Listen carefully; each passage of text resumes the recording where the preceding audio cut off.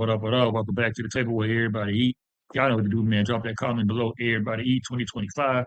Now, if it's your first time to the channel, be sure to hit that subscribe button and the notification bell so you don't miss out on these bangers that I bring to you guys from penny stocks, option plays, you name it, man. You know what I'm saying? We got it going on like in a major way around here. So today we're talking about Resolve AI, ticker symbol RZLV. Now, if you already follower of the channel, or you already with the gang sitting at the table eating good and whatnot, and you already know we've been following this stock here for a while, but definitely since around maybe like the $2.50 range. Not necessarily hoping for a drop to these levels, but we anticipated a drop to these levels, and that's exactly what we got. So I'm bringing this on our radar today, not only because how we did a nice little bounce and whatnot from that lows of $1.28 that we pulled back to, however, maybe $1.27. We also have an event coming up this upcoming week where Rezolve AI is going to be presenting at the 37th annual Roth conference going down March 16th through March 18th. So next week is a big week for us when it comes down to AI plays from Resolve AI to NVIDIA and then quantum computing plays. Then we also got Micron report earnings, I believe. Now, don't hold me up to the Micron earnings part, but I think their earnings are this week. We'll find out. We'll figure it out, or you can look it up and see for yourself. So, dealing with Resolve AI, we're going to go ahead and we're going to dive in the charts to see what we're looking at. All right, excuse my messy chart. Right now, we're over on Trading View on the 2-hour chart. And like I say, Resolve AI is sitting at $1.87 as of Friday's close on March 14th, 2025. Now, again, we know about these lows down here. We know about that $1.58 level, which was our actual range we initially wanted to buy.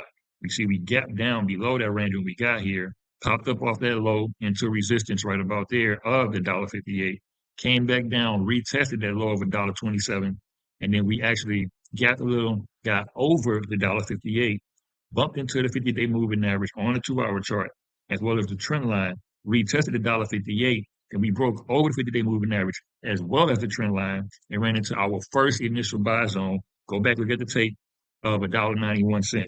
Now, we currently are sitting at $1.91, which may be a problem. I'll get into that later on. We move over to Webull. But right now, I want to give you guys a little more information about what's going on next week. So, like I say, we already covered this stock a number of times, maybe only twice. I almost said a number of times. But we covered it. We know how they are a global leader in the AI-driven retail and e-commerce space, yada, yada, yada, etc. So the CEO, who we also are getting familiar with as of late, Daniel M. Wagner, announced that they would be participating in the fireside chat alongside Omar Jazi. Yeah, Microsoft's America's industry leader for retail to discuss Resolve AI's partnership with Microsoft, which you already knew, and to comment on the future of e-commerce, saying, will AI agents do your shopping? That's interesting. So this event, again, is being held next week. It's going down in California, and the fireside chat that the CEO, Daniel Wagner, had mentioned is taking place on March 18th at 9 a.m. Mr. Wagner also said that he will host one-on-one meetings with investors. Now, that right there sounds very, very interesting because, like I say, next week is a big week. Let me rewind. First off, now the reason this is sounding very, very interesting, as I mentioned earlier, about a big week next week for text, quantum, or whatever, NVIDIA's annual tech summit release is going down next week, I think between the whole week of March 16th through the 21st. And this is where they normally reveal upcoming technology in addition to new things is coming up. I don't know if they're going to mention any chips or anything of that nature, but that's also why NVIDIA possibly could have ran up last week. I mean, yeah, it was oversold. The market sold off massively for like 4 weeks straight and got to critical levels. And OpX, which is option expiration for the monthly options of March 21st, 2025, will be closing this coming Friday. So with the market oversold, a lot of puts in the money, a lot of calls out the money, on top of a squeeze, on top of this event coming up this coming week in a few days or whatnot, that's enough juice for NVIDIA to get momentum because we've seen ABGO didn't get that much momentum or any of the other stocks. Now, like I mentioned, it being a big week in regards to quantum computing, they already had a big run last week. And I think that news broke out that 2 of the quantum computing stocks is going to be present at NVIDIA's Tech Annual Summit. And I believe the 2 companies were RGTI, Rigetti, and I do kind of want to say QBTS, which is the one that ran last week about 40%. But at the end of the day, that one ran 40%. The other corners ran about 20%, 30%, something like that, that y'all ran. So this is really going to be a big week, especially with back to Resolve AI. Also mentioning something in regards to artificial intelligence and Microsoft. And I left out one thing that's also very important. Mr. Jerome Powell is going to be giving us a FOMC statement this week as well. So we got a lot going on, man, between OPEX, FOMC statement, tech summits, quantum being relevant, Resolve AI doing some breakthrough, Micron possibly reporting earnings.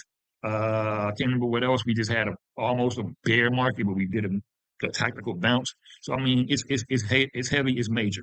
So we're gonna go ahead. We're gonna jump into a more intricate level because I mean these levels still kind of stay the same on ticker symbol RZLV. Meaning again, we have to see if we could get over this $1.91 and mount it before we go and retest at least a minimum of the psychological level of maybe $2 before we get to this 207. And I think we had like 212 to 215. But ultimately, my target once we get over 190 and $2 will be just a fight until we can get over 215 to 225. And then once we get to 225, that's where I'll probably reassess.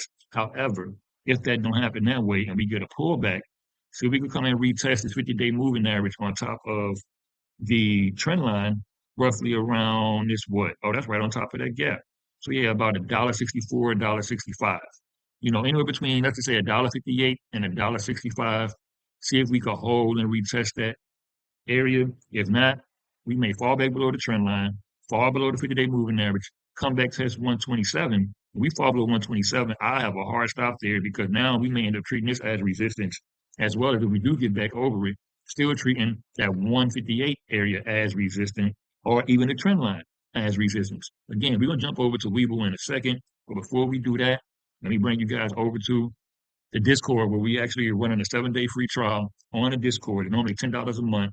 Link will be below in the description for the Discord where we talk about option plays, swing trading. We do stock alerts for penny stocks, overall market, catalyst boosters, you know, my latest moves. We got the general chat, things of that nature going on.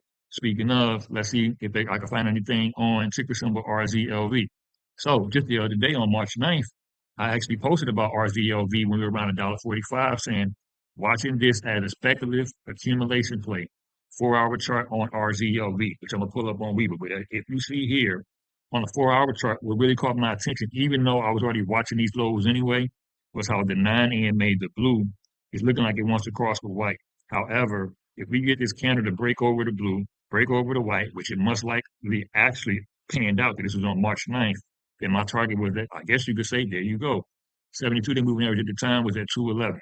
So 211 may not really be it by now, neither, because again, all this has changed. But curling up on the MACD, I'm sorry, curling up on the moving averages, as well as the MACD, as well as getting positive over on the RSI. MACD and RSI I really don't use like that. I mainly go with my moving averages and also price action. But these two indicators help me to know when I could possibly start a position and when I possibly could go heavy for a breakout to the upside. So again, link will be below in the description for the Discord, 7-day free trial, yada, yada, yada, etc. So now we're going to go ahead and move over to Weeble and jump back into the charts. All right, so here we are on Weeble. So obviously this 4-hour chart. Also, I posted that from my phone where the moving averages are different colors, so I apologize. We're on the desktop. Also, let me give you guys, if you subscribe to this channel, whenever you watch my videos, if you notice sometimes, I may have my recently viewed up, but I typically may have the YouTube up. If you see the YouTube list up on my thing, it's a cheat sheet on what I'm looking at that may be breaking out to the upside, such as real quick rundown, boom, copy, looking all right, like I about to break out. Color, look at it, about to break out. Now think about it, he was already on copy and color. I wasn't even on RZLV, and it's not on here because I already made the video earlier and my freaking mic was muted. And I couldn't figure out for like 5 hours how to unmute the mic. Let me not spiral out and let me stay focused. So yeah, this one here is a favorite of y'all. I didn't buy it yet, but I surely am liking it now. If you know about TLSA, Tiziana Life Sciences, check the videos. This one here is a short play. It's not really in right now. I'm just watching it, may put it on YouTube. Bomb, quantum computer. We did good on this one. You know, I'm biased with QUBT because I played it a lot of times. It ain't there, but it's getting there.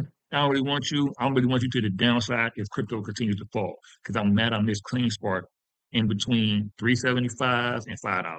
So far, I just watching for $13 and it's every 72-day moving average, things like that. We go on. I missed this MP materials, but I love it. Look at it. It is gorgeous. This is my favorite back in 2021, 2022. And the music go on. ASTS looking good.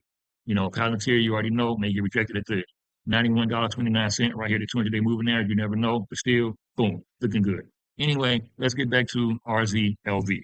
There we go. So now that we actually on the right chart, let's see if we can find on the 4-hour chart that March 9th level that we had seen that I had posted, which is starting to curl up. And that would be, it don't even, oh, right, about there. Yep. Oh, because it was over the weekend when I posted it. And then Monday came about. So that's what you see it was about to cross, but it rejected under the 20. Came down, and then we finally got over. But like I said in the other video, this is why that 191 level is going to be crucial because as you can see here, the 72-day moving average, lime green, the 9 moving average, the blue, is sitting right on top of the white trend line right here. Now, if you also notice as it's curled up, the 9 curled up on the white trend, as well as when they got there, the 9 started to reject the 72. Once we rejected the 72 once, came down test twice, came back down test again, came back down one more time, and then we broke through. Now looking to see if we hold the 72, hold the 9, hold this trend line, which is at what, $1.72, which makes sense.